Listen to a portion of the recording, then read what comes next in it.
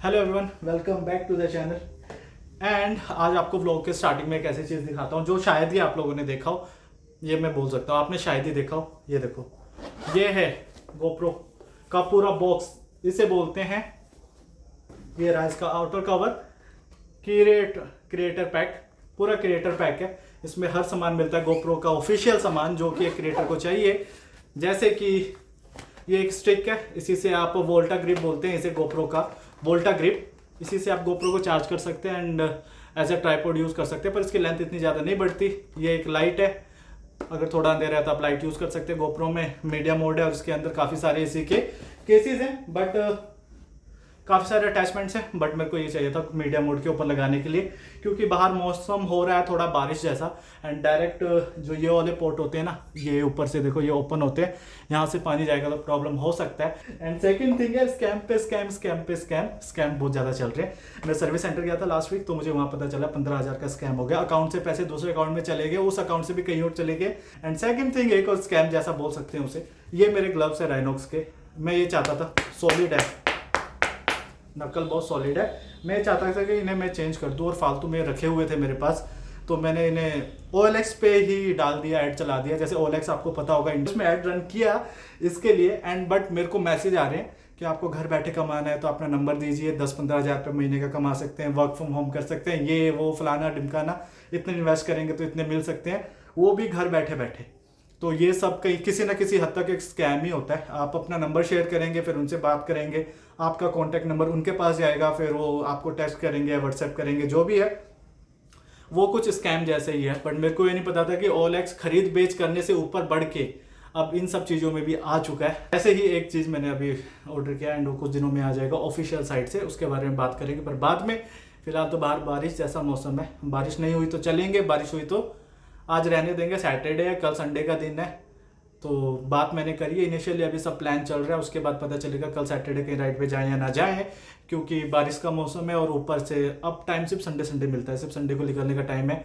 तो आज सैटरडे, कल संडे, हो सकता है तो कल ट्राई की जाएगी, ज़्यादा से ज़्यादा ट्राई होगा मेरा कि कल राइड पे जाया जाए। एंड बाहर मौसम देखते हैं, अगर मौसम ठीक हुआ तो फिर निकला जाएगा। और मौसम ने अब जाके करवट बदली है।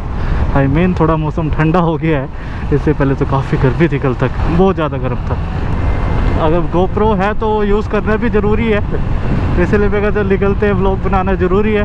मैं कहा बाहर चलते हैं, आज मौसम अच्छा है, सैटरडे है, कल संडे का ही प्लान हो चुका है। कल बनी लास्ट संडे गए थे और संडे टू संडे ही निकल पा रहा हूँ मैं, तो लास्ट संडे गए थे, अब आज सैटरडे, कल संडे को दोबारा जाएंगे। वो पता नहीं कैसे बनी ने हाँ बोल दिया, मैं कहा चलते हैं। कल फिर भूर सिंह महादेव जाने का प्लान बनाया है। शामिन को भी बोला, शामिन भी कह रहा था चल पड़ूंगा, भाई का फिर चल पड़ो भाई, कह रहा था चल पड़ूंगा। मैं कहा ठीक है फिर। एंड अभी काम भी काफ़ी आगे बढ़ा लिया इसने, अपनी जो नया बिजनेस कर रहा है उसका। मैं कहा चलो बाइक की वॉशिंग वही हो जाएगी। और लास्ट संडे गए थे, काम कराया था, बाइक पूरा खुलवा के दोबारा टाइट करवाया, बाइक को हैंडल वगैरह सब कुछ चेंज करवाया। ये नहीं बोलूँगा कि चेंजेस नहीं है, कोई चेंज नहीं आया है, इम्प्रूवमेंट नहीं हुई है, बट उस लेवल पे नहीं हुई है इतनी कि मैं बोल दूँ अब कोई है ही नहीं, प्रॉब्लम ही नहीं है। पर है इम्प्रूवमेंट, पर उतनी नहीं है, पर थोड़ा बहुत चलता है। अब हर चीज़ को लेके तो नहीं बैठ सकते, इसलिए मैं कहा चलो। और मैंने यार फर्स्ट टाइम जब से E20 पेट्रोल आया है, तब से मैंने फर्स्ट टाइम पेट्रोल का कलर देखा लास्ट वीक। तब वो अब अंधेरे में दिख रहा था कैमरे में, या सही में उतना रेड था मेरे को समझ नहीं आया। स्टिंग है, रेड बुल है, क्या है, कोई एनर्जी ड्रिंक तो नहीं डाली हुई, ऐसा सा फील हुआ। पर रेड हो चुका है कलर, पहले तो थोड़ा एल्कोहलिक कलर था, अभी रेड हो चुका है। देखा मैंने फर्स्ट टाइम देखा। एंड फ्यूल पम्प भी मैंने इसका चेक करवाया तो काफ़ी डस्ट था उसमें, काफ़ी गंदा हो रखा था। फ्यूल पंप में एक फ़िल्टर लगा होता है, मेन तो फ़िल्टर होता है, वो छोटी सी जाली होती है, जो कि अगर मैं इधर इमेज लगा दूँ तो आपको दिखेगा। वो जाली से ही फ्यूल क्या है फ़िल्टर होकर फिर आगे जाता है। वो कुछ ज़्यादा ही गंदी हो रखी थी, फिर उसको क्लीन करवाया गया। मैं लगे हाँ तो जब बाइक खुली रही है तो ये भी करवा ही लेते हैं, क्यों। और कहते हैं ना E20 से कुछ नहीं होता, काफ़ी डस्ट है। या तो देखो पेट्रोल की भी गलती हो सकती है, क्योंकि मैंने यूपी में भी काफ़ी ट्रैवल किया, उसकी फ्लेक्सिबिलिटी हो सकती है, उस कारण है, पता नहीं किस कारण है। पर फ्यूल पंप में जो फ़िल्टर लगा होता है, जाली लगी होती है, उसमें काफ़ी ज़्यादा डस्ट था, तो उसको अच्छे से क्लीन करवाया। हो सकता है अब एवरेज में थोड़ी इंप्रूवमेंट आ जाए, क्योंकि पहले जब प्योर पेट्रोल में यूज़ कर रहा था तब वो 40 244, ऑल्दो कभी कभार तो 45 तक का एवरेज मैंने नोटिस किया था कि मेरी बाइक दे रही है। पर जब से E20 वाला पेट्रोल आया तब से मैं देख रहा हूँ कि 40, मुश्किल से 40 की एवरेज देती है। जब हाँ, नाइस मॉडिफिकेशन। और मौसम भी ठंडा था, मैं चलते हैं वॉशिंग करवा लेंगे बाइक की अगर अवेलेबल हुआ। वैसे शामी ने स्टार्ट कर दिया वॉशिंग, तो मैं चलो वॉशिंग भी करवा लेंगे। और आजकल किसी का अपाचे लेकर आया हुआ, अपाचे कह रहा था कल मैं भी चलूँगा राइड पे, आ जाओ। मैं कहा ठीक है आ जाते हैं भाई, उसके बाद कल का तो अभी पता चलेगा। मैं कहा अगर वॉशिंग होगी तो वॉशिंग करवा लेंगे, कोई प्रॉब्लम नहीं है। वैसे तो ये मौसम बारिश का ही है, करवाया और ख़राब, फिर साथ के साथ ही बाइक गंदी हो जानी है तो कोई फ़ायदा नहीं होने वाला। पर फिर भी मैं कहा चलो अगर है तो अगर देखेंगे मूड बनेगा तो करवाएंगे। अदरवाइज़ बाइक मेरी पहली वॉश हो रखी है, गंदी नहीं है, क्यों फालतू में पानी वेस्ट करना और भाई की फॉर्म वेस्ट करनी। पता चल गया ये मौसम है ना जो, वो GoPro के लिए नहीं बना हुआ है। ये मौसम बिल्कुल भी GoPro के लिए नहीं है। मेरे को पता है जब मैं एडिट करने बैठूंगा लाइटिंग कितनी गंदी हो रखी होगी, हल्का डार्क हो रखा होगा। मैं खुद डर गया था जब मैं गया था नेपाल राइड पे, तो यूपी जब तक मैंने क्रॉस नहीं किया था, मौसम आपने देखा होगा बारिश वाला था, काफ़ी हद तक बारिश वाला मौसम था। जब ऐसा बादल वाला मौसम हो तो फुटेज ब्लैक ही आती है हल्की सी। मैं डर गया था, मैं कहा कहीं सेंसर ख़राब ना हो गया। पर जैसे जैसे दिन बढ़ते गए देखा मैंने, जिस दिन धूप निकली हुई उस दिन के फुटेज काफ़ी हद तक काफ़ी नॉर्मल थे, बिल्कुल नॉर्मल जैसे आते हैं ना क्लिप, वैसे ही थे। और तब से मेरे को पता चल गया कि ये जो अभी वेदर हो रखा है, बदल हो रखे, बारिश आने की संभावना जिसमें काफ़ी ज़्यादा है, ये मौसम GoPro के लिए नहीं बना हुआ। बिल्कुल भी कलर ठीक कैप्चर नहीं करता इस मौसम में। हाँ था उसका पता ही नहीं चलता यार, उसको बोला था बड़ा अच्छा लगवा तो लिया इसने, पर इतना छोटा लगवाया यार, दिख नहीं रहा। तो दिख रहा है वही बहुत बड़ी बात है। चलो भाई, पूरी तरह से स्टार्ट नहीं किया है तो कोई लोगों को बुलाया नहीं अभी। अरे अरे अंकल जी, दिन में ही दाएं बाएं हो रहे हो। चलो एक बोर्ड तो लगा है, पर इसके कंपैरेटिवली बहुत छोटा है यार। डेयरी वाले का बोर्ड इससे ज़्यादा बड़ा है।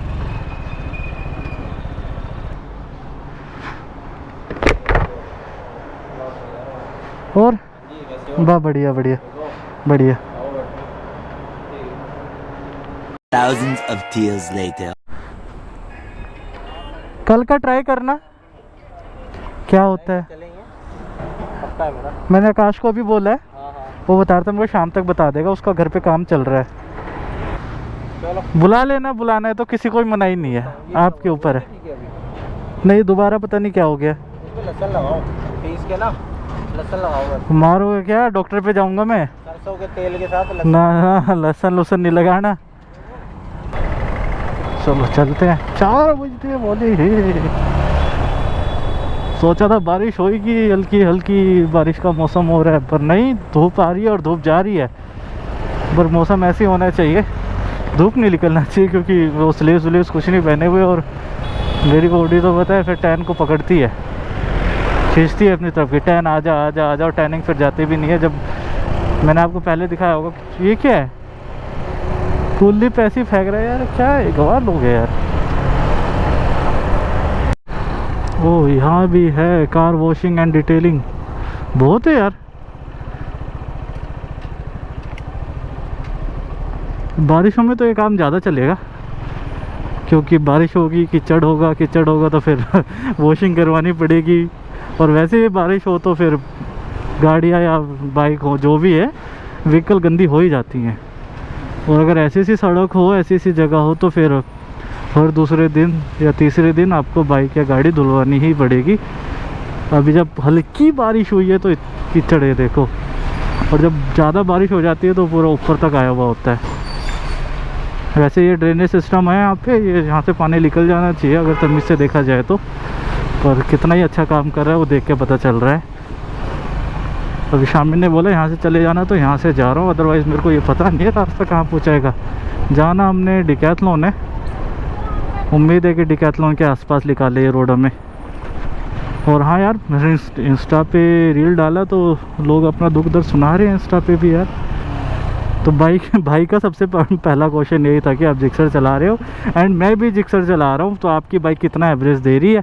मैंने कहा अराउंड 40 देती है, 40-41, उससे ज़्यादा नहीं। तो भाई तो यार मेरे से ज़्यादा दुख दर्द में थे। मेरे को लगता है उसको E20 ने ज़्यादा हिट किया है या कोई उसकी में प्रॉब्लम आ गई है बाइक में सीरियस वाली। वो कह रहा है भाई उसकी बाइक 30-35 का एवरेज दे रही है। तो मेरे को पूछ रहा था कि क्या ऐसा करवा सकता हूँ कि मेरी एवरेज ठीक हो सके बाइक की। उसी डर से देखो उसका वही सोच के कि हो सकता है फ्यूल का एक प्रॉब्लम हो, इसीलिए मैंने भी अपना फ्यूल पंप है जो वो साफ़ करवाया था एंड उसकी कवरिंग वगैरह सब कुछ अच्छे से साफ़ कराई थी। काफ़ी हद तक अब यूज़ करने के बाद बाइक को चलाने के बाद ही पता चलेगा कि कितना इम्प्रूवमेंट उससे हुआ है या नहीं हुआ है। तो मैंने भी उसे भाई को सजेस्ट किया इंस्टा पे कि आप भी एक बार जाओ फ्यूल पंप अपना चेक कराओ एंड हो सके तो उसकी एक बार क्लीनिंग करा दो, क्योंकि उसकी लेबर काफ़ी अच्छी खासी महंगी है। मैंने खुद वो चीज़ चेक करने के लिए यहाँ पे टंकी फुल कराई है एंड इसकी रनिंग पूरी मैं कैलकुलेट करूँगा कि कितनी चल रही है एंड उसके बाद क्या एवरेज निकलेगा। आगे देखो यही वो पेट्रोल पंप है। जब मैं नेपाल राइड पे निकला था तो मैंने यहाँ से फ्यूल भरवाया था सुबह सुबह। कैस्ट्रोल, आजकल कैस्ट्रोल ने अपना रिपेयरिंग सेंटर भी खोल दिया है।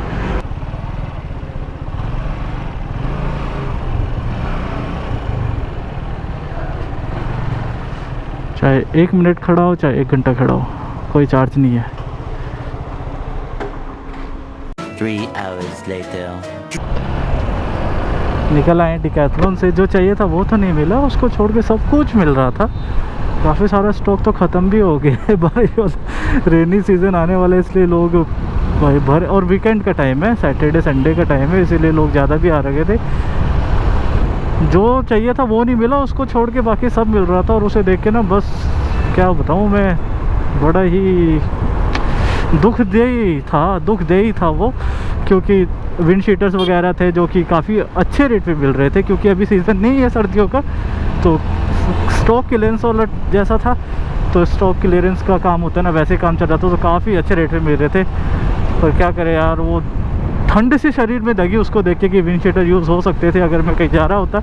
और आप मानोगे नहीं, 90% डन था। 90% डन था कि मैं नेक्स्ट वीक कहीं चला जाता ऐसी जगह पे जहाँ पे अभी बर्फ़ मिलना था और सीज़न बहुत फुल ऑन चल रहा था वहाँ का। इसीलिए विंड शीटर देख के मेरे को थोड़ा सा हिट हो रहा था और मैं फटाफट भाग कर आ गया वहाँ से। एक तो ये धूप, गर्मी और ऊपर से ये ट्रैफिक, ये बड़े बड़े ट्राले आ गए पता नहीं कहाँ से। आपको क्या बताऊँ मैं, क्या हालत हो गई है मेरी, कहाँ से पसीने निकल के कहाँ से जा रहे हैं।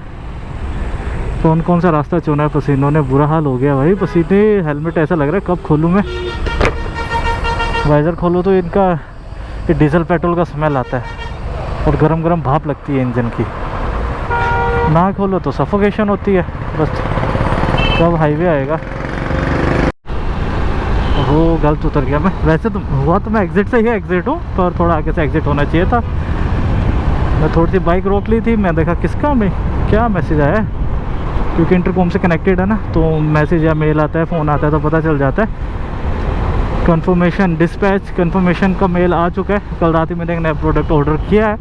जैसे कि बता दूं, जो मेरी चैन है वो गोल्डन कलर की होने वाली है। ब्रास की मैंने चैन स्पॉकेट और चैन मैंने ऑर्डर किया है। स्पॉकेट तो नॉर्मली आता है, पर जो चैन होती है वो ब्रास कोटेड होती है, नॉर्मल से ज़्यादा चलती है। अभी मेरी बाइक जैसे चल रही है ना, तो ऐसा फील हो रहा है कि कुछ चीज़ अड़ रही हो, कोई चीज़ टच हो रही है और रुक के चल रही हो, वैसा सा फील हो रहा है। क्योंकि चैन जो है इसका वो सेट ख़राब हो चुका है। Chain sprocket, chain and front sprocket, ये 3-4 चीज़ें आती हैं साथ में। वो मैंने इस बार ब्रास कोटेड ऑर्डर किया है, जो कि नॉर्मल से थोड़ा महंगा है, थोड़ा नहीं काफ़ी महंगा है। और ऑफिशियल साइट से करी है, ऑफिशियल साइट से करना ही ज़रूरी है। देखो, या तो आप जाके सीधा शॉप से ख़रीद लो, या फिर ऑफिशियल साइट पे अगर 150 रुपये महंगा तो कोई बात नहीं, पर ऑफिशियल साइट से ही खरीदो। चलो, मैकेनिकल चीज़ों के साथ ना यही प्रॉब्लम है, जब वो प्रॉब्लम नहीं दे रही तो मतलब नहीं देती, जब प्रॉब्लम देना स्टार्ट करती हैं तो फिर ठीक होने का नाम भी नहीं लेती। 6 साल लगभग पुरानी बाइक है ये, 6 साल पुरानी बाइक है, आज तक कोई प्रॉब्लम नहीं दिया था। बट जैसे टाइम गुजरता जा रहा है प्रॉब्लम सामने आ रही हैं। ये अभी कुछ ऐसी हालत है चैन की, ये देखो कितनी टाइट है, बहुत ज़्यादा टाइट है, इसे बहुत ज़्यादा टाइट बोलेंगे। हिल ही नहीं रही है और ये काफ़ी ज़्यादा साउंड कर रही है।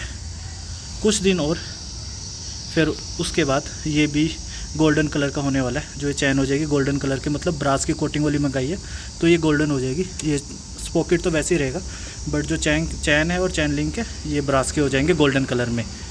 सो लगभग एक वीक और नेक्स्ट वीक हो सकता है, नेक्स्ट संडे तो चेंज हो जाएगा।